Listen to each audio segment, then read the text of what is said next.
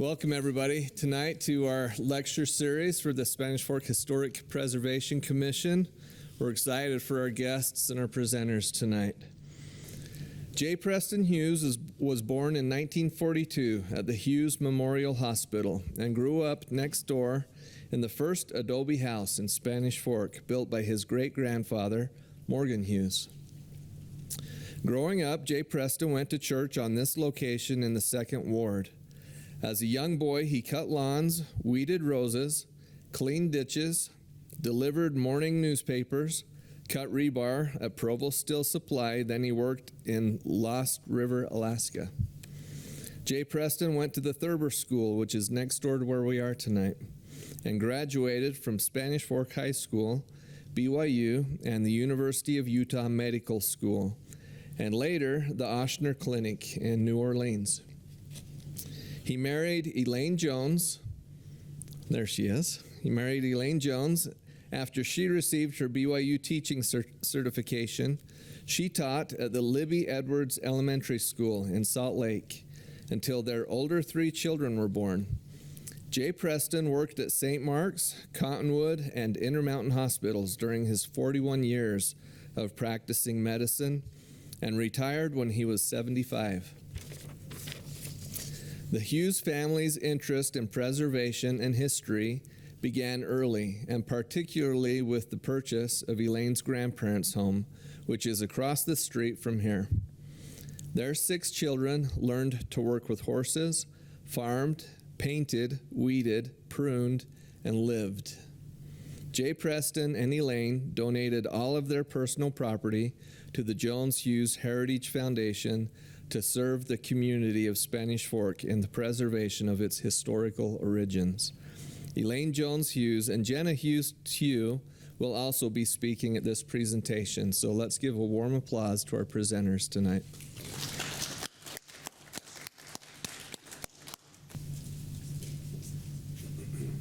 Great.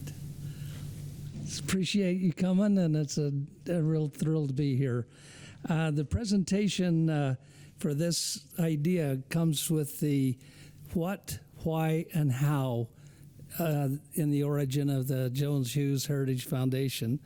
And we kind of broke this up with Elaine talking about the why we're doing it and why it came about.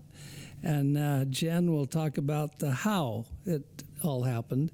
And then I'll finish with a few slides. And we should be done by 11:30 tonight. They told me I could stay till 11:30. And this includes a hamburger over at Barry's and a fresh lime. So.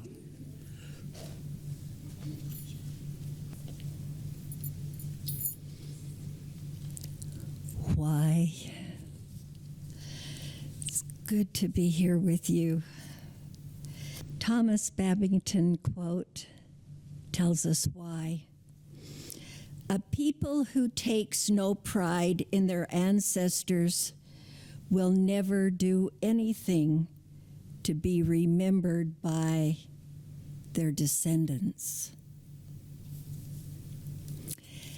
Another famous quote by Villette Rail. They cut desire into short lengths and fed it to the hungry fires of courage. Long after, when the flames had died, molten gold gleamed in the ashes. They gathered it into bruised palms and handed it to their children and their children's children forever.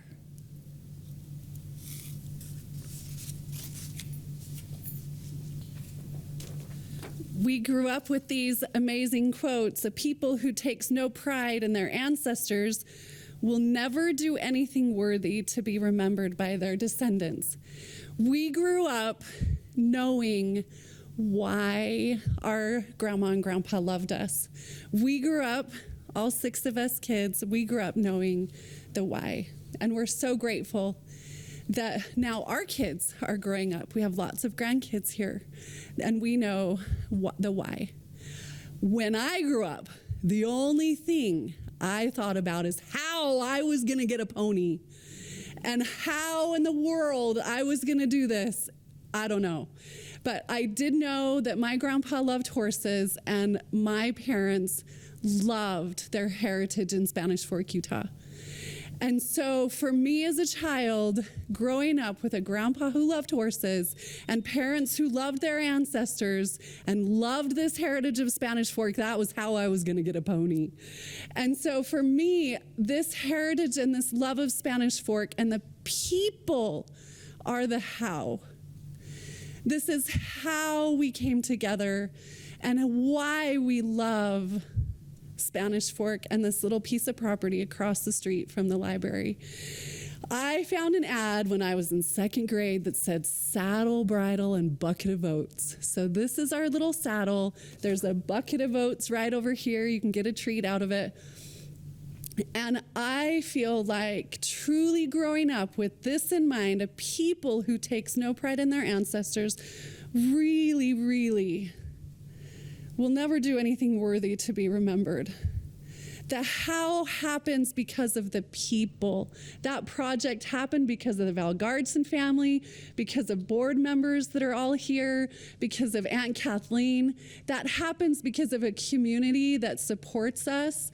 We are so grateful for mayors that came to the rescue when we needed permits, when we needed people to come, and that's the how of Spanish Fork. Growing up as a little kid, the how for me was different, but that's what is beautiful about heritage. The how changes, and we have to understand why we do what we do and how we do what we do.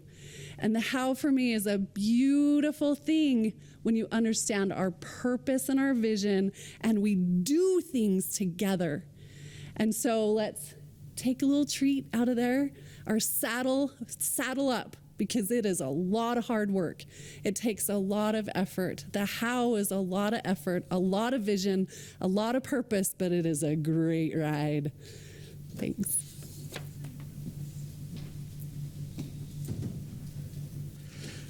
The Pioneer Preservation Park reflects the story and the struggle and arrival of the pioneer settlers of Spanish Fork. I feel the story and the 5 log cabins that are visual aids for a deeper appreciation. From the time of creation of our Heavenly Father, who has been a guide, mentor, and friend, the history of Moses leaving behind and being guided was a type and shadow of Brigham Young in 1847. Joseph had a vision and was a twin pillar to Brigham on this pioneer story. From Nauvoo, Illinois to the Trail of Hope was walking with handcarts and covered wagons. The trail followed the prairies through the mountains and the canyons into the Great Salt Lake. And the idea of this presentation is to show you what we've done and try to weave that into kind of a story of the meaning of the word pioneer. And this really reflects exactly in one picture everything. We have the log cabin, and they have this Icelandic plaque and flag, and the Welsh, and we have all of these people here. We have the original horse. That's the horse. And in the back is the sheep wagon, and then that little log cabin behind the other area, and all of this, and then a white barn in the back is a display barn. And I'd like to thank you for sharing this evening with us. It's a real honor for us to be here. There are 4 stages and 4 positions in life: the vision, the place, the book, and the story. And the way history works is Joseph had a vision, and he had it in a certain place, and he wrote a book, and there's a story associated with that. His next generation, our next generation of this origin, had not had a vision, but they'd been to the place, they had read the book, and they knew the story. The next generation had not had a vision, had not been to the place, had not read the book, but they knew the story. The next generation, 4 generations, had not been to the place, hadn't had a vision, didn't read the book, and didn't know the story. And that's the purpose of this entire project tonight, is to keep the story alive. And it's possible, because last week Jen catered and took 270 kids from junior high school that had walked down from Diamond Fork through the park. The principal came, the teachers came, and if you can pass it on to the children and they like what they see and they feel it, then the story stays alive. And that's the big purpose of the entire project, the idea behind it. There are 4 positions in our lives: look up, have the dream; look down, do the work; look within, find the love for your family and your kids and your friends; and look around, see the works of God, see how it works here on this life. So we had pioneers that kind of came and were looking along the trail. We had the origin of gold plates. These are actual gold plates where records were written in Korea. We have others that we saw and took pictures of in China. And the origin of this area, as far as a historical perspective, started with the Escalante and Father Dominguez. And they were looking for a better trail so that they could connect the Catholicism through a quicker route than going clear around the Cape and down around the South America. And this was it. And so the place was called Spanish Fork. And the idea was these were then followed, as I mentioned, by the pioneers that came here in 1847. So it had been, from 1776 to 1847. Brigham Young was an incredibly aware of the situation, and 550 of the Icelandic people that had joined the church in Iceland came to Spanish Fork and settled in the east-south corner of the entire city. So they divided the city into fourths and divided it there, and the people that came walked here in covered wagons and hand carts, and the situation was grim. And Maxwell said, the winter quarters of our life are not right next to Zion. And there is suffering, and I caused a lot of suffering in the operating room for 40 years, but that was just part of healing. You had to suffer to heal. You had to have pain to heal. And we had the support of Sterling and Dot Jones. Sterling's family built the house that's right there on Main Street, and they were believers in the Constitution and the freedom of these ancestors who suffered and buried their children and relatives. 4,500 people died along the trail getting here, and so it was pretty sad. And if you ever go along that trail, you can see the ruts still in the rocks and the way. When they got here, there were no trees in the valley. It was barren. It was just awful compared to where they had come from. And so they built in the ground a dugout. And this is a picture of a dugout. And the dugout was a place that you could dig down in the ground, cover it up, put your wagon materials, take it apart, put the canvas over the top. But it was so prevalent here all along the Spanish Fork riverbank that the place was called kind of Gophertown. That was the name that they gave it locally. And because people came out, looked around, went back down. A lot of these people would live in these dugouts for 2 or 3 years or 4 years. When Spanish Fork was originally settled and the wagons had come into the area, it was sent generally down to Palmyra. And so Palmyra looks like a palm, the idea of the Palmyra, the 5 fingers on the palm. And so they started down there, but it was really pretty wet, and the little dugouts weren't working very well. And so they decided to move up here in 1856 and 1851.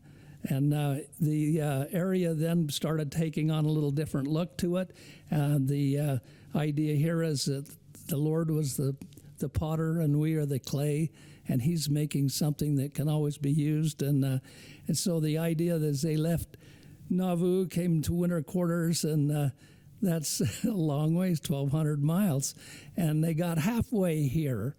And before they came into the area of Timpanogos and what we have, and Brigham said, "Stop, halfway. We're in a place where nobody can get us. We're not ashamed or embarrassed or persecuted by anybody, but we're not going another step unless you shape up." And he gave them a meltdown talk.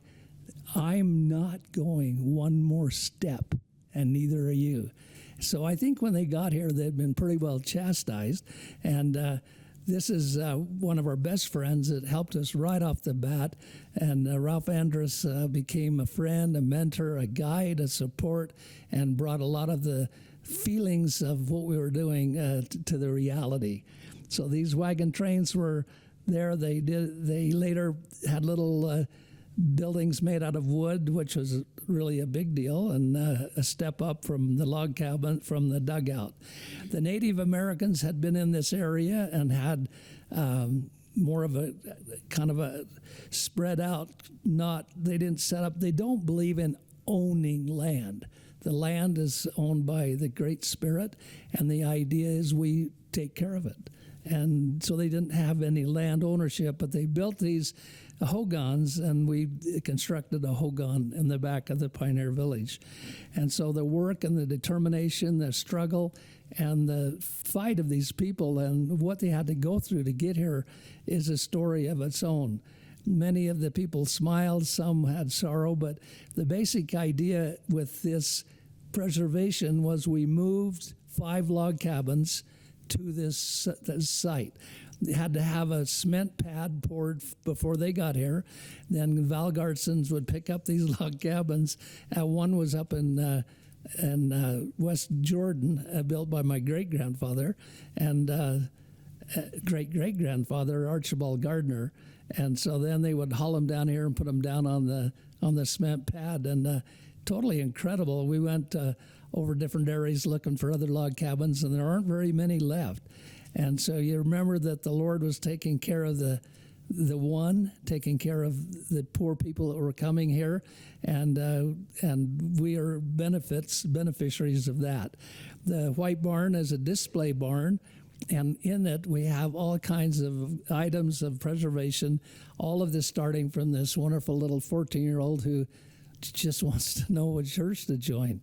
And I thought, a lot came out of that. This is a hay baler. Hay it gets baled, and then it moves on, and you put it on a wagon and move it along. This is this green little wheel there is the bottom of his sheep wagon. And Elaine's kind of checking the idea that the cabin, make sure it's okay, and that the dugout is part of the preserved history. Her parents are buried, and it's been 15 years, and we think of them every day we go to this project. And on the 24th, we have a open house invitation to anybody comes, and they get to go down into the dugout, and this is decorated really quite well as far as the inside, and you can see the covered part of the wagon that's on the top, and the bed that's made out of rope, and the idea of sleep tight, don't let the bed bugs bite, is how you tighten the ropes and flip out the blankets, and so this became, to me, the most meaningful thing in the entire project. The dugout was completed, and then we started through the Native Americans that came up here from Page, Arizona, and Hogan, helped build this Hogan. We had the support and the friendship and the dreams of the child, and the beauty of Elaine and our happiness. We also have the tragedy and the sorrow of people who've defended this country and defended our rights and privileges.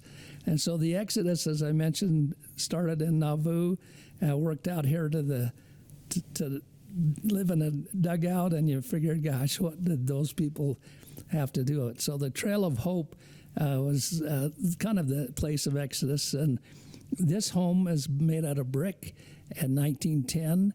The home he mentioned in the introduction was adobe, which is mud, and that was built, the first one here, in 1856, I think it's 1856, when they got up here, and it was the first one in town, and 4 generations of the little Hughes family lived in that house. Morgan, who built it, Joseph, who grew up there, my dad, who grew up there, and I grew up there. And so it's a real tribute. It's not quite as primitive as this, but this Hogan is built in 4 places. One stands for infancy, one stands for youth, one stands for the middle-aged, and one stands for aged. And then the white opening at the top was for the spirit to connect with the baby when it was born. And you go, gee, this is a beautiful concept. And they built the logs, and there are 9 logs to the roof to complete the roof for 1 month of pregnancy. So and to see how they rebuilt this, to cut down all these cypress trees and then bury them 3 feet in the ground, then take it all apart and bring it up here. It's really absolutely an incredible work of art and brilliance. So when Brigham and the pioneers came here, they were happy to be here, but it was a lot of work and a lot of things that they had to accomplish. And the Native Americans weren't particularly friendly, and we had a fort down here at the end of Main Street that we had to be protected by, and but we tried to get along with them. And this cute little lady was the president and the director and the leader of the nursing for BYU education. Do you guys know her? It's one of the great ladies of all time. The Herald caught onto this and came over here and did a big article on our peering into the past and trying to keep this idea alive, and many things that were here. And then native bushes and sage grew back on its own. And so it was really quite amazing. And the pioneer spirit continues to live. This dugout is really like a bunker. And we moved a dollhouse that our next door neighbor built. And it's the same amount of work. It's been electrified. A friend of ours came and put electricity in all the cabins, and so it's kind of fun to see how they're lit up and how they show, and totally incredible. So this house, built in 1910, was one of the first brick homes in Spanish Fork, and they lived there and forever. This shows how it worked. This is what it looked like at some point in my life. I don't really remember, about 70 or 65, 80 years ago. And the buffaloes were in this area, and they lived, as the Native Americans had, they really lived by the buffalo. The mountain here is called Mount Timpanogos. I asked a beautiful 15-year-old girl who was working at the Arch for 15 cents a night, 15 cents an hour, 33 and a third cents an hour, and that's $1. And so, yeah, it's big money in those days. And I thought, boy, that's the most beautiful girl I've ever seen. And we shared in the Darling Apartments a piano teacher, and I'd go do my lesson, she'd come and do her lesson. But we hiked this mountain on our first date, overnight. Great way to date. First date, 27, 28 hours, and it just was. That's our mountain, and this is our city, and this is our town. In Salt Lake, we were given an award by the Preservation Utah Heritage Foundation for preserving an old house that was built there in 1896. And we hit the newspaper, and then Elaine came out of this area. But we've had, like Jen said, tremendous friends and people who want to help us and have helped us in every possible way. This is the original sign on the original fire station, and we were able to preserve that. And that's in the White Barn in the preservation, the little dollhouse. And so things kind of became and developed on their own. Ralph gave us this wagon, and it's one of the originals. It's very neat. This is up in Salt Lake. They had a wagon that was in the parade. And so the idea of what was said is it does take a lot of people to work together, and it takes a lot of interest. And my dad was interested in it. He loved the history, and he grew up after he left the adobe house in the house next door right there. Or let's see, I don't know if he actually lived there, but my grandma and Grandpa Hughes lived next door in the next house just west of here. And so here's Sterling driving the fantastic tractor, and we were able to keep that tractor. And then this is a little wagon that a little cabin we brought. Another very significant cabin in Spanish Fork is what's called the Academy, and it's a DUP Academy. And it was originally, it's on Main Street. It's about where Doc Cafe is, or was, and between 2nd and 3rd north on the east side of the street. And it was originally a church where they met. Then it was a school where they met. And then the people that were Welsh would go there and sing. And Evan Evans was leading the singers. And I just read an article the other day. The Tabernacle Choir is just awful. And Brigham says, or whoever was there then, 1856, so it had been after Brigham, said, you go down to Spanish Fork and you bring that choir up here. They know how to sing. And so in this little building, this little log cabin, they went up to Salt Lake, sang in the old tabernacle, and it became the Mormon Tabernacle Choir. And so they're from this town, and you go, okay. And from the suffering and the agony and the misery of those people that came here and buried their children and their husbands, it's become into something that's bright, light, and happy, and has a lot of meaning. And we've involved, as she said, our grandkids, and we've tortured a few friends that have really been a big part of this. So the idea of it's good. This is what they look like when you move them in, and then there's a lot of work. But we've had memories. We have had people. We had.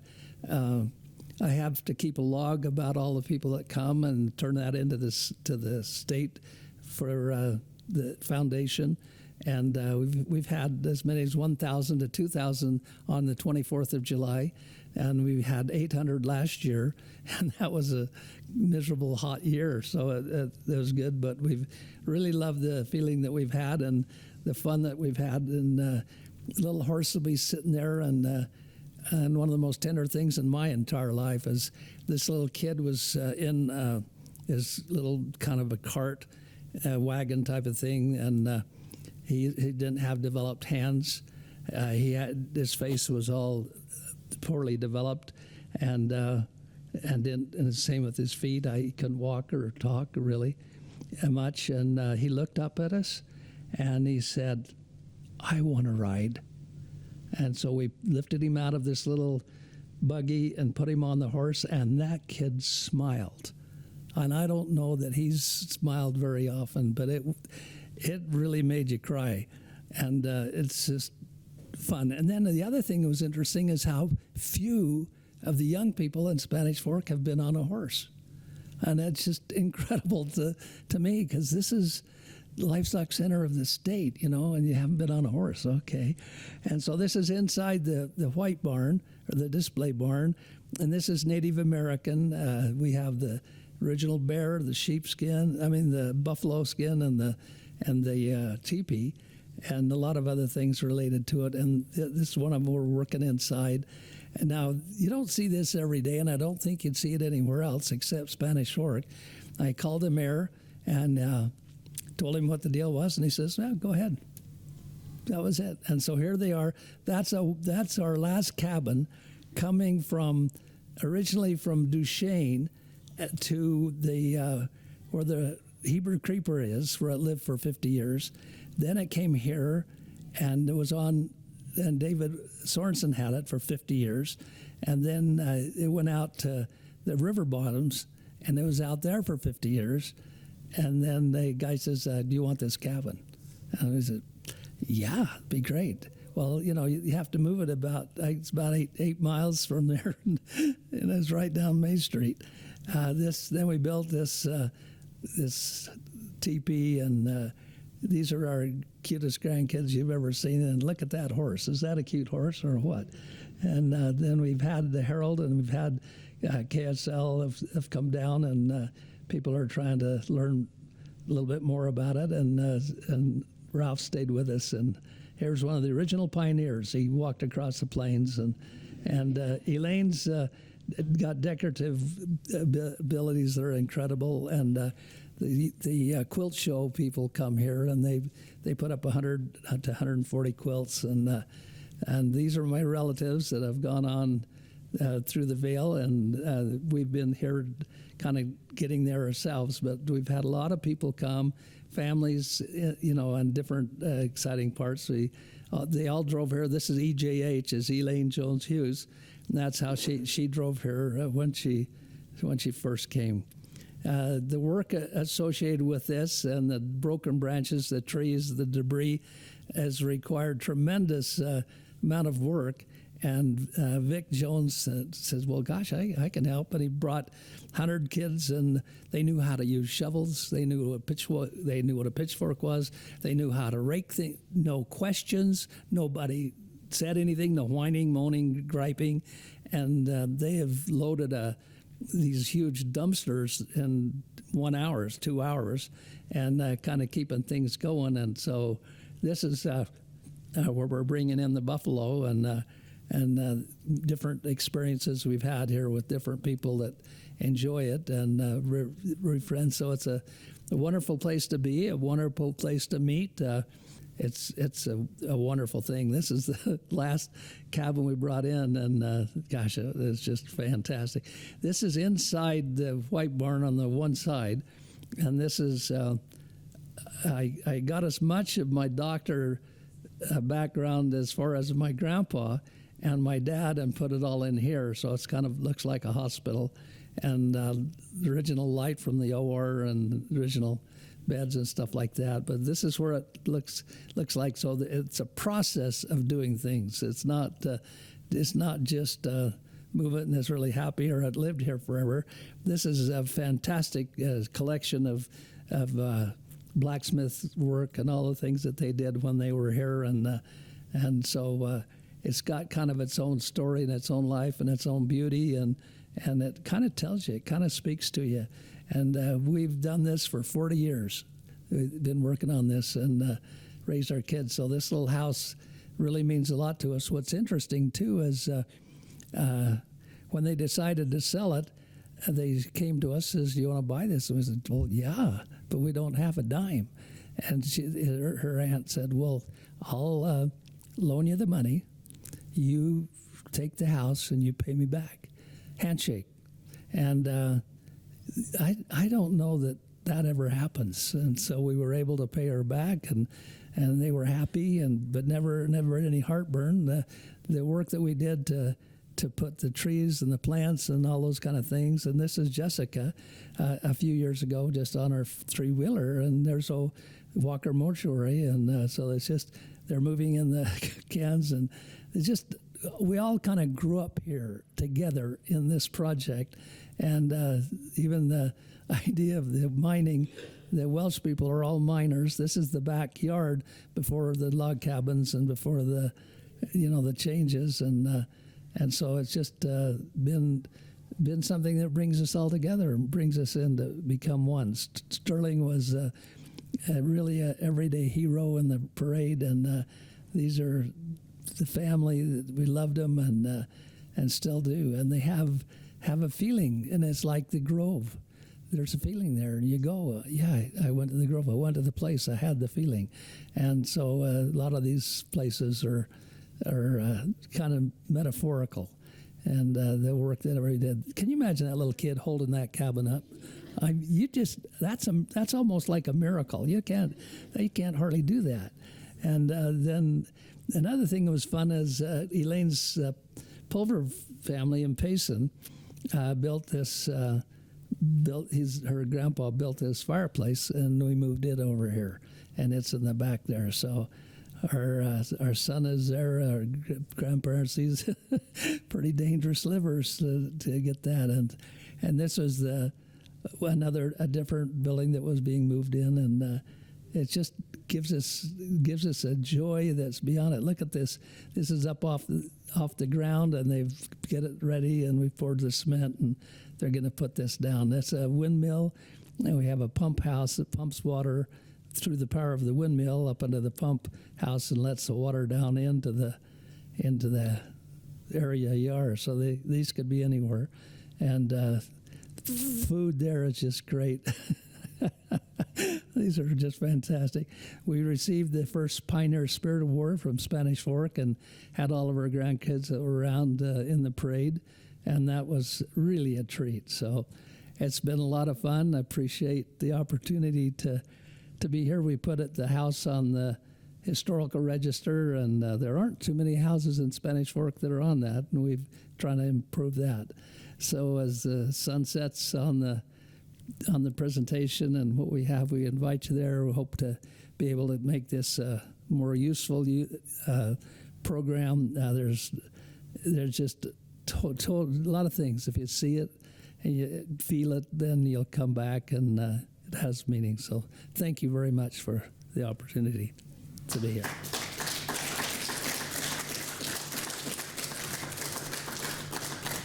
If you've never been to the park, it's an incredible place. What you guys have done is amazing. Yeah. You can see the years and years of work, the effort that's gone into it. It's incredible. So please come and check it out. It's a great asset for our community here in Spanish Fork. Thank you. Other questions? Earl, I know you've got a question. What is this? Okay. Real quick, he asked the question, where is the park? Do you have an exact address? At 143 South Main. 143 South Main Street. If you know where Barry's is, so the old city park, across the street's Barry's Drive-In, right next to Barry's. Just south of Barry's is where the park is located. Front door. This is called a stand and a last. Stand and last. And the idea of this stand, that's the Pioneer. Last, we're going to stand and last. I think it's just a metaphor that's just totally unbelievable. I did want to say one more thing. Can I say one more thing? Yeah, absolutely. Ooh, there are 4 minutes. The greatest words ever spoken on this planet, ever, are behold my hands and my feet. That is I myself. Nothing's been said more significant than that on earth, ever. And you say, wow, that means a lot. But the word for pioneer is originally from Latin and Greek as peon or pawn in a chess game. And ped, P-E-D, pediatrics, podiatry, ped, feet. Behold my hands and my feet. Behold my pioneers. Behold my hands. The Latin word for hand is miss, or mitt, baseball mitt, miss. Mission. That's what the word means. Behold my mission. And the idea of behold my mission, submission, commission, remission, it's all within this idea of behold my hands, behold my mission, behold my pioneers. And so even though at that time it meant, salvation and resurrection and all, but it has meaning now, even behold my hands and my feet. And it meant a lot to me to figure that out. I thought, any other questions? If not, thank you once again to the Hughes family. Let's give them one final round of applause.